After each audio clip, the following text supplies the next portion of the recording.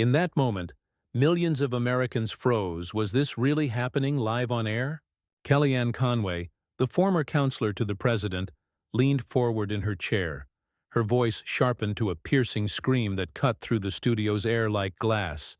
Her finger jabbed the space between her and her opponent, every gesture dripping with fury.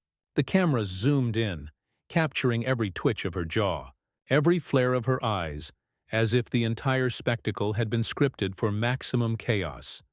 Across from her sat Representative Jasmine Crockett, calm, silent, eyes steady.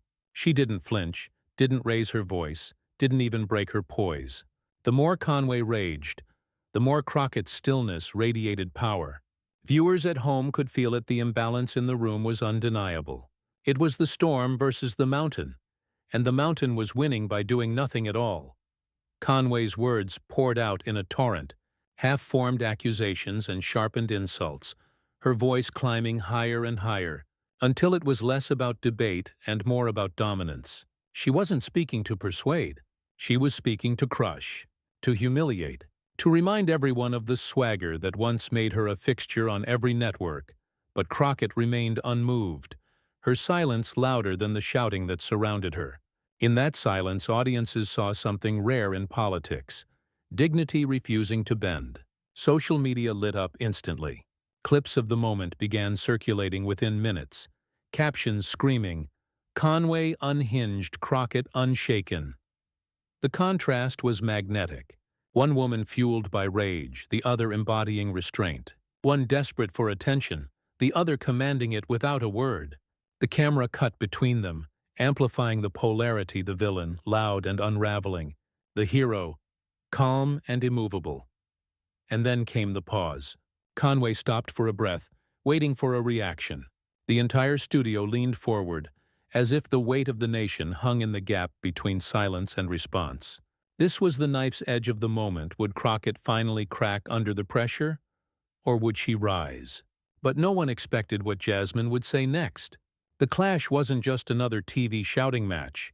It landed at a moment when America was already trembling under the weight of culture wars that seemed to split every household, every classroom, every social feed in two.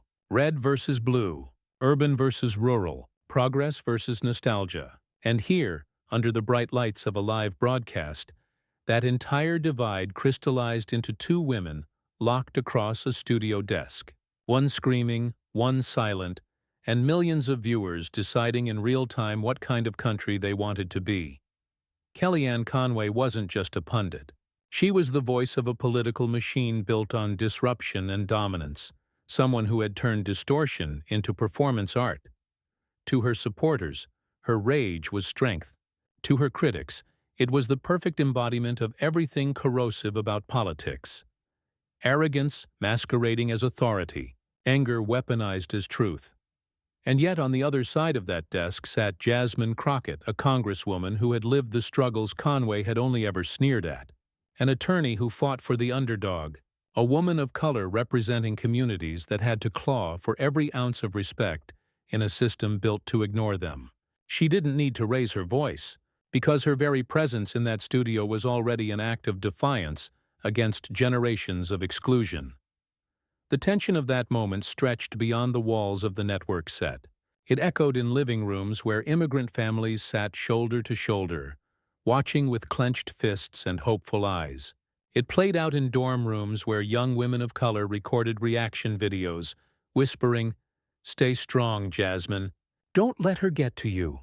It stirred memories in veterans, teachers, and working parents who knew the exhaustion of being shouted down, dismissed, underestimated, and longed to see someone stand tall against the storm. This wasn't television. This was America's argument with itself, and every second that ticked by raised the stakes higher. The cameras didn't just capture Conway's rage, they exposed the fragility of a political class desperate to hold on to power through noise. They didn't just capture Crockett's composure, they revealed the quiet strength of a generation unwilling to bow, unwilling to shout just to be heard. Because in the end, what was at stake wasn't just a soundbite or a viral clip. It was the question of whether dignity could survive in a political culture addicted to outrage. whether calm truth could cut through the bluster of arrogance, whether millions watching at home would see a reflection of themselves in Crockett's restraint, and choose that reflection over the spectacle Conway offered. The studio lights burned hot, but the moment burned hotter. Social media was already a battlefield, hashtags clashing before the debate had even ended. Journalists were drafting op-eds in real time, and yet none of it would compare to what came next. Because this moment wasn't destined to fade into the noise. What happened next wouldn't just trend, it would redefine the conversation. To understand the ferocity of that studio eruption, you have to understand the woman behind the scream. Kellyanne Conway did not stumble into politics, she engineered her way into the spotlight with the same sharp elbows and sharper tongue that she would later unleash on live television. For decades, Conway had built her reputation as a strategist who thrived on confrontation, someone who knew that in an era of endless media cycles, volume could be mistaken for vision, and confidence could disguise contradiction. She first carved her place in Washington not with quiet policy memos or backroom deals, but with fiery soundbites designed to dominate the airwaves.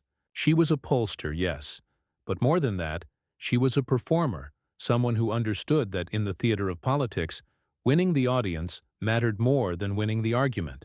Her clients didn't hire her to persuade the undecided. They hired her to bulldoze the opposition, to leave no oxygen for anyone else in the room. By the time she joined the Trump campaign, Conway had perfected her role as both sword and shield. She could pivot on a dime, turn a damaging question into an attack on the questioner, and deliver contradictions with such unflinching confidence that even seasoned journalists found themselves disoriented. It was during those years that America learned a phrase that would forever shadow her name: alternative facts. To her critics, it was the purest distillation of the Conway method: take the truth, twist it until it screams, and present it with such smug certainty that the lie itself gains traction. She was, in many ways, the architect of an entire era of political gaslighting. Her dominance wasn't just in what she said, but in how she said it. The arched eyebrow, the clipped cadence, the relentless smirk that seemed to tell her opponents, "You'll never beat me at this game." On television, she was less a guest than an invader, taking over panels, drowning out hosts, refusing to yield. For her, silence was weakness. Control meant talking the loudest, the longest, and the last. But beneath the bravado lay contradictions as glaring as the studio lights. She would defend family values while working for a man accused of shredding them. She would preach about truth while spinning falsehoods into palatable slogans. She thrived in the dissonance, her critics said, because dissonance meant chaos, and chaos was her oxygen. The louder the storm, the more indispensable she became to those who sought power through division. Yet Conway's style carried a cost. To some, her smugness was magnetic. To others, it was poison. Millions grew weary of her constant pivoting, her practiced outrage, her ability to dismiss basic facts with a sly grin. What once felt like dominance began to feel like desperation, the performance of someone clinging to relevance in a shifting world. And that desperation was on full display in the studio the night she faced Jasmine Crockett. Every jab of her finger, every decibel of her raised voice was more than just a tactic. It was a reminder of the Conway formula: overwhelm, intimidate, destabilize.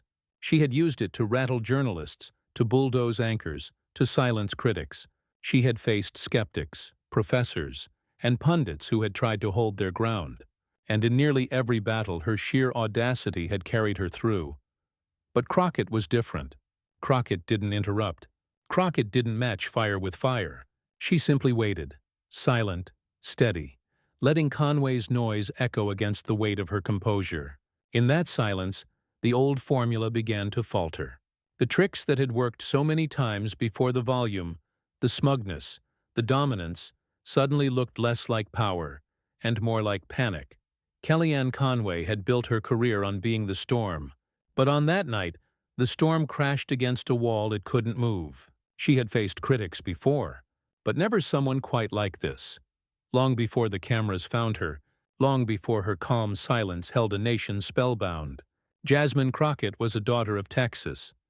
She was raised in a world where grit wasn't a choice, but a necessity, where the odds were always stacked and the finish line always seemed to move further away. For many in her community, dignity had to be fought for in courtrooms, classrooms, and city halls that weren't built with them in mind. Jasmine learned early that the struggle for respect wasn't abstract. It was daily, personal, relentless.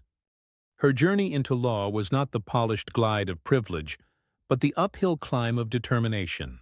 Nights bent over textbooks while others slept, days spent working to keep the dream afloat, she carved out a path with sheer resilience.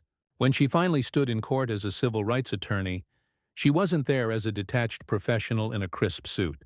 She was there carrying the voices of those silenced by poverty, systemic bias, and indifference. She defended those who couldn't afford defense, argued for those who had been dismissed, and fought battles most politicians only read about in briefing notes. Courtrooms became her proving ground. Opponents underestimated her young, black, female, and unapologetically outspoken. They assumed she would falter under pressure. They assumed her clients would be easy targets. But case after case, Jasmine flipped the script.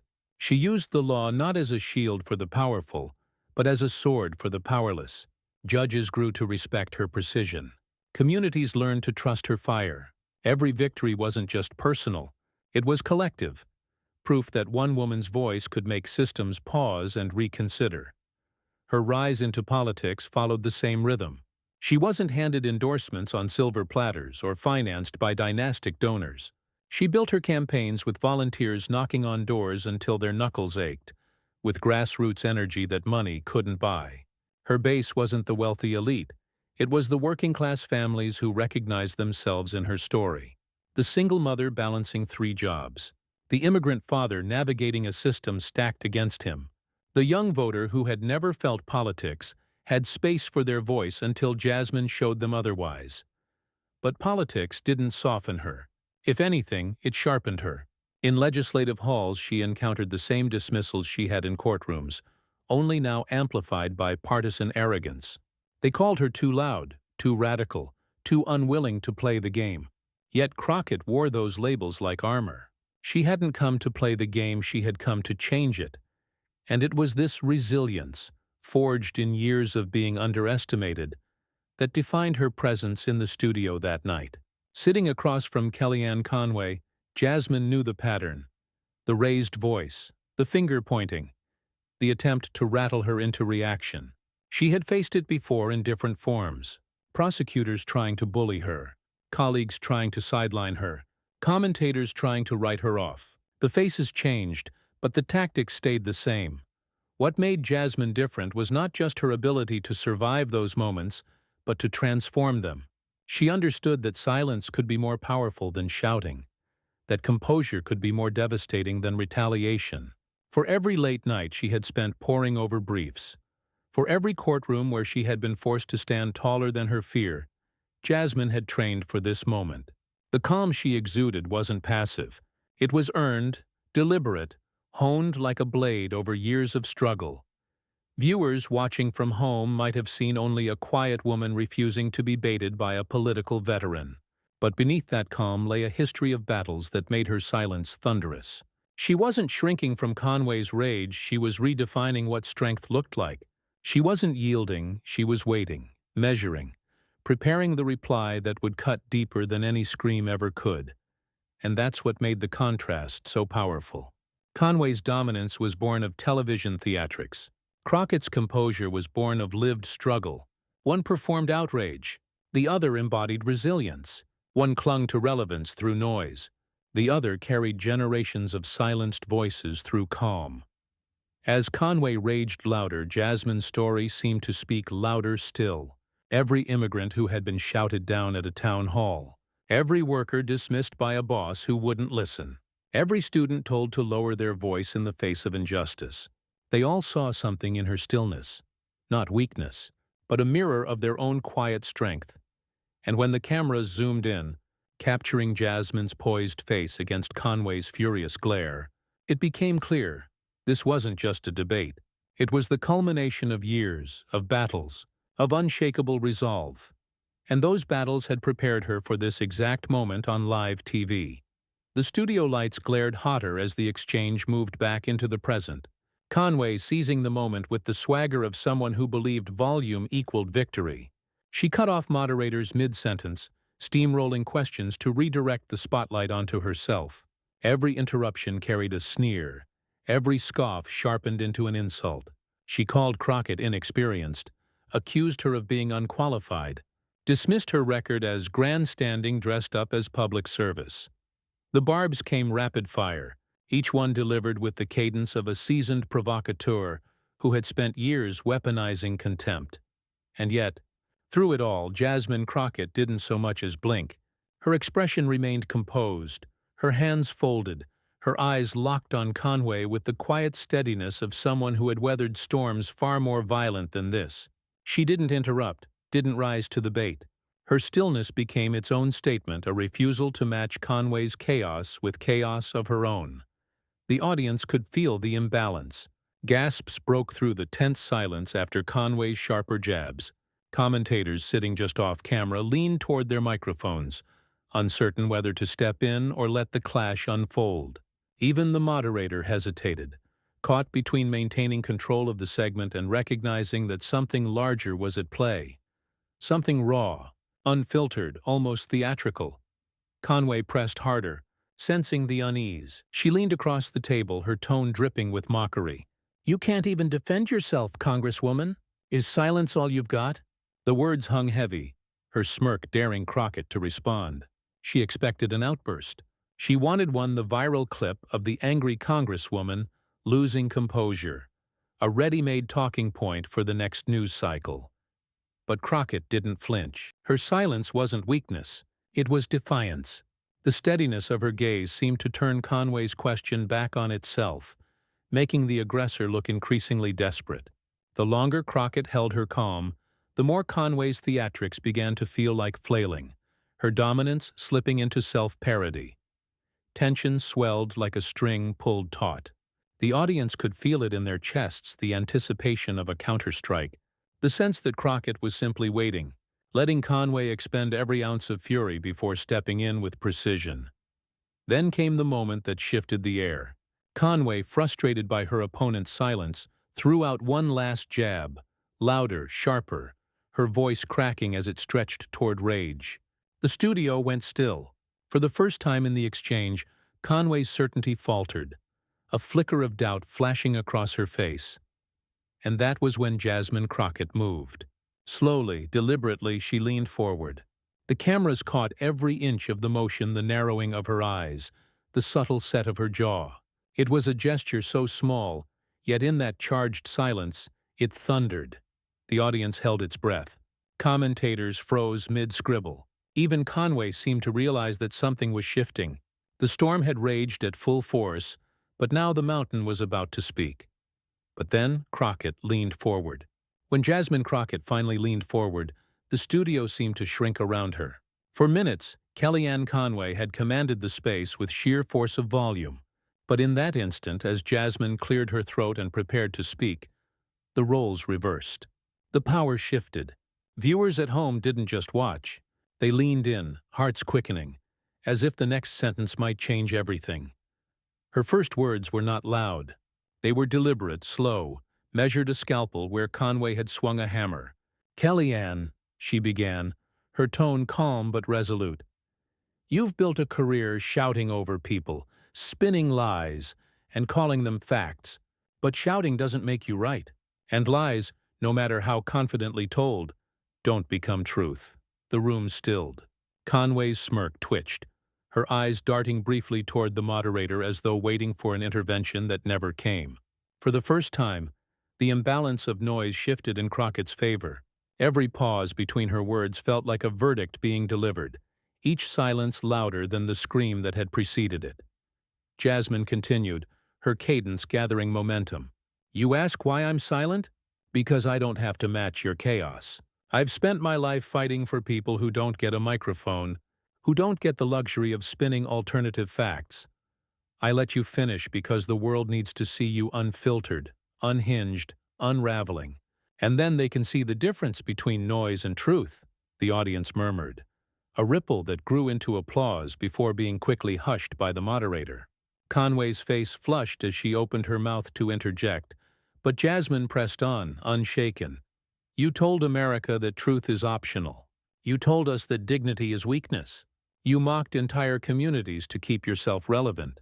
But here's the thing about dignity: it doesn't scream. It doesn't need to. It endures. She paused, her eyes sweeping the room, then landing back on Conway. And tonight, in front of millions, dignity is winning. That line landed like a thunderclap. Commentators gasped audibly.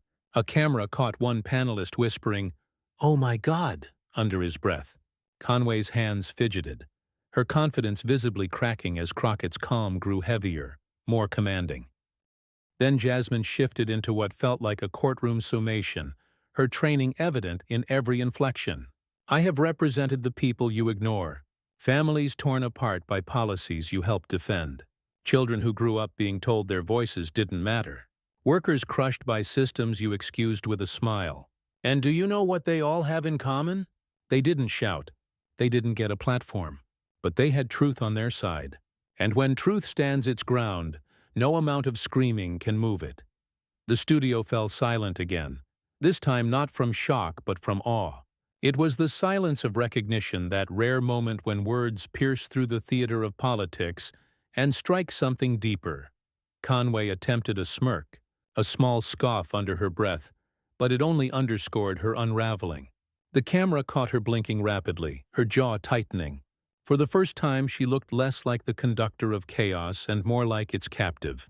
And Jasmine wasn't finished. She leaned even closer, her voice soft but resolute, forcing everyone to listen. You see, Kellyanne, I don't need to shout because my community already taught me the strength of silence.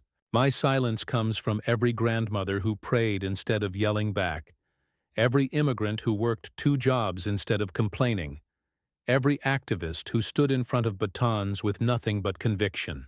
That silence is not weakness, it is power. And tonight, you just handed me the stage to prove it. The moderator shifted in his seat, eyes wide, as though witnessing history in motion. One of the commentators covered her mouth with her hand. Social media producers backstage scrambled to cut clips, knowing the internet was about to detonate. Then came the line that sealed it, the words destined to headline the next morning. Jasmine straightened, looked directly into the camera and said, America has had enough of leaders who mistake noise for strength. We are ready for leaders who prove that calm, that dignity, that truth are the only forces that last. For a heartbeat, no one moved. The audience, the commentators, even Conway herself sat frozen in the gravity of the moment. And then the eruption, applause breaking protocol, gasps colliding with cheers, a wave of energy so loud it drowned out Conway's sputtered attempt to retake the floor. In the chaos of reaction, Conway's face told the story. The faltering smirk, the restless eyes darting for rescue, the faint realization that her old tricks had finally failed her. Her dominance had met its match, not in louder words, but in sharper truth. And as the cameras captured the stunned aftermath, the story was already leaping beyond the studio. Phones buzzed with notifications. Clips of the exchange uploaded within seconds. Comment threads exploded with praise, hashtags erupting into the trending stratosphere. Within minutes, the internet was on fire. The moment the words left Jasmine Crockett's lips, the studio could hardly contain itself. But the real aftershocks erupted outside those walls, in the limitless arena of the internet. Within seconds, clips of her counterattack were sliced, captioned, and shared across every platform. By the time the broadcast ended, hashtags were already dominating the digital landscape. Calm over chaos, dignity wins, Crockett vs. Conway. Twitter feeds filled with disbelief and celebration. One viral tweet read, "This is what leadership looks like." Jasmine Crockett didn't raise her voice, she raised the standard. Tens of thousands of retweets followed, turning her reply into more than a trending clip. It was validation. People weren't just watching. They were declaring allegiance. TikTok turned the moment into performance art. Users remixed her calm delivery with cinematic music drops, splicing her steady stare against Conway's frantic gestures. Teenagers choreographed dances to her "Dignity is winning" line. Creators stitched reactions of themselves falling silent, mouthing her words, pointing at captions that read, "This is how you dismantle arrogance." Millions of views rolled in before the night was over. Instagram Reels spread her line like gospel. Screenshots of Crockett's calm expression were overlaid with quotes, "Silence is not weakness, it is power." Activist pages, immigrant rights groups, and community organizers reposted it, each claiming it as evidence that their struggle had finally found a voice that resonated across divides. By the next morning, late-night hosts had seized on the exchange. One joked, "Kellyanne screamed so loud, Siri filed a restraining order," before replaying Crockett's reply to thunderous laughter. Another, more serious in tone, said, "There's a new kind of strength on display in politics, and it doesn't shout." The clip replayed for studio audiences, each time met with cheers and applause. Celebrities added fuel to the fire. Viola Davis posted the video on Instagram with the caption, "Queen Energy. Watch and learn." Mark Ruffalo tweeted, "This is the America I believe in." Ava DuVernay called it a masterclass in calm courage. Every endorsement magnified the story, pulling it from the realm of political junkies into mainstream cultural consciousness. Meanwhile, grassroots organizations treated the moment like a rallying cry. Black women's advocacy groups released statements celebrating Crockett as proof that poise could defeat prejudice. Immigrant justice organizations highlighted her words as symbolic of their community's resilience. One coalition even began circulating T-shirts overnight, emblazoned with her quote, "Dignity is winning." Orders poured in. For Conway, the humiliation was swift and merciless. Commentators replayed her screams side by side with Crockett's composure, noting how quickly the energy shifted. Editorials described her as unhinged, flailing, the last gasp of a politics built on noise. Even some conservatives admitted, privately and on background, that Conway had been outplayed. Memes sprouted like wildfire. Conway's finger jab photoshopped into cartoons. Crockett's calm expression set as reaction gifs for every online argument. The imbalance was undeniable, the villain mocked, the hero exalted, but the validation wasn't just entertainment. It tapped something deeper. Ordinary people felt seen. Workers who had endured being shouted over in meetings. Students dismissed in classrooms. Parents told their accents made them less American. They all flooded comment sections with gratitude. "Thank you, Congresswoman. You spoke for me." And in that collective response lay the real power of the moment. Crockett's words transcended the studio, becoming shorthand for an entire mood, an entire resistance to the culture of outrage. What had begun as a heated exchange on live television was mutating into a touchstone, a rallying cry for dignity in an age of noise. Reporters called it the clapback heard around the world. But to the millions sharing it, it was something more. It wasn't just a comeback line. It was a new standard. A refusal to let arrogance set the tone of public discourse. A reminder that truth didn't need to shout to be victorious. And as the momentum grew, one thing became clear. Jasmine's calm reply became more than a clapback. It became a movement. The dust of the confrontation settled, but its meaning only grew clearer with time. What viewers had witnessed wasn't just a viral skirmish or another forgettable flare-up in the endless cycle of televised debates. It was a parable about power, dignity, and the future of American discourse. Jasmine Crockett had turned what could have been a screaming match into something far greater, a lesson in what true leadership looks like.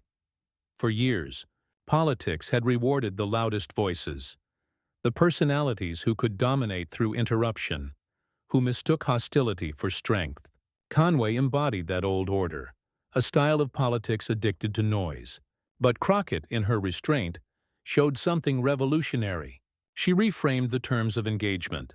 She proved that silence, when rooted in conviction, can be louder than rage.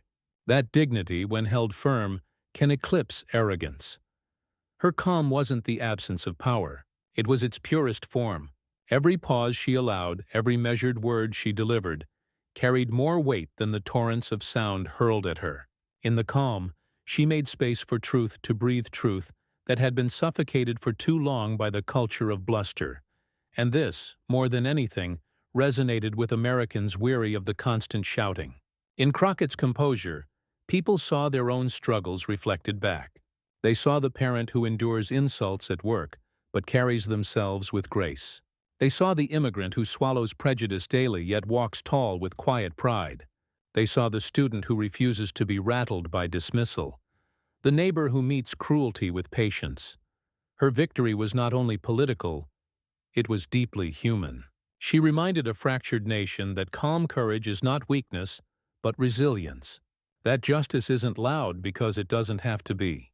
That truth, even whispered, will always outlast 1,000 shouted lies. In a world of shouting, one columnist wrote afterward, her calm became the loudest voice of all. That line reverberated because it captured what millions already felt in their bones. Jasmine's composure had become more than a tactic in a debate. It had become a symbol of the America many longed for. An America where dignity is not dismissed as softness, but celebrated as strength. And so in the days that followed, her words echoed far beyond the studio. In classrooms, teachers replayed the clip to show students what courage looked like. In union halls, organizers held it up as proof that truth could stand its ground. In living rooms, families nodded through tears, proud to see someone rise above insult and embody grace.